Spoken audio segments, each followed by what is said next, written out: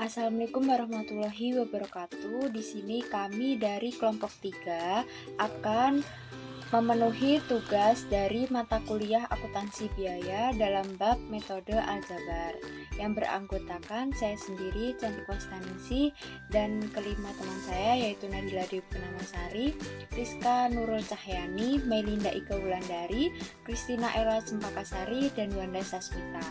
Jangan lupa disimak videonya terus ya. Metode aljabar. Metode aljabar disebut juga dengan metode simultan atau simultaneous method, yaitu metode yang menghendaki bahwa departemen pembantu yang sudah dialokasikan biayanya tetap akan menerima alokasi biaya dari departemen pembantu lainnya, sampai biaya yang ada dalam departemen pembantu dialokasikan seluruhnya.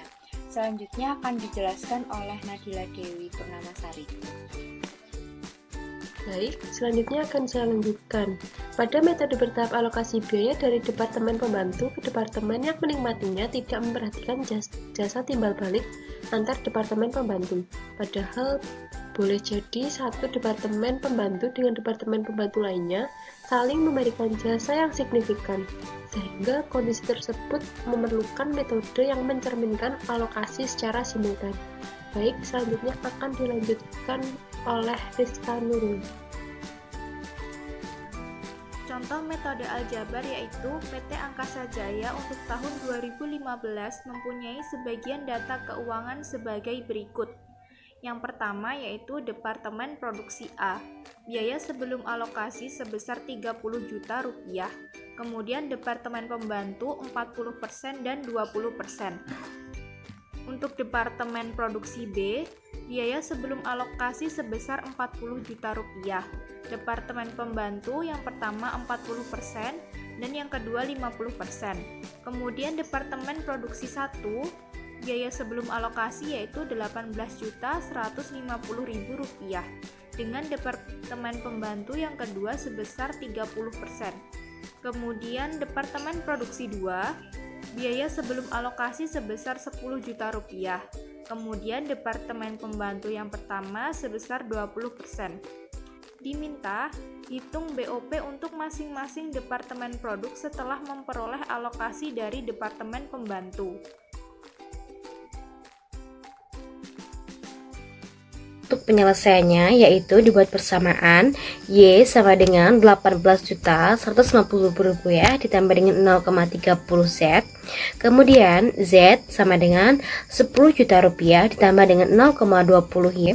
Kemudian disubstitusikan, yaitu Y sama dengan 18.150.000 rupiah ditambah dengan 0,20. Nah, ini dikalikan ke 10 juta rupiah dan juga dengan ke 0,20 Y.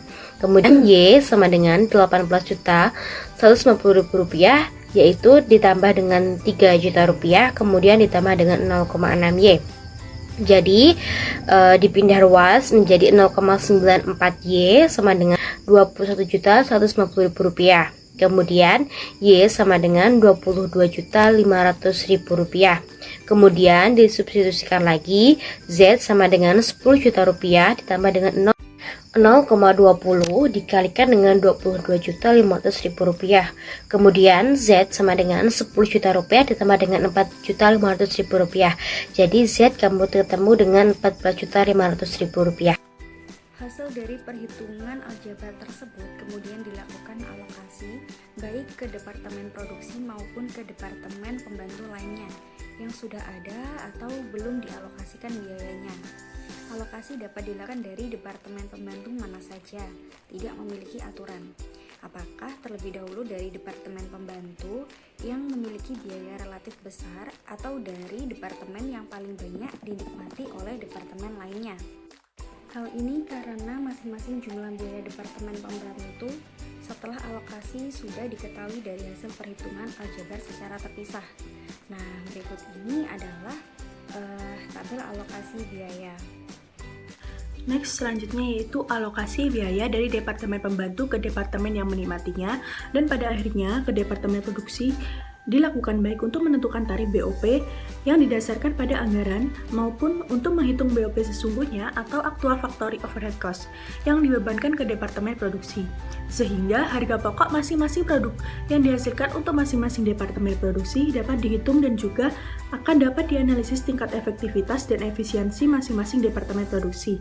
Nah, sekian video presentasi dari kelompok kami. Semoga bermanfaat bagi teman-teman. Wassalamualaikum warahmatullahi wabarakatuh.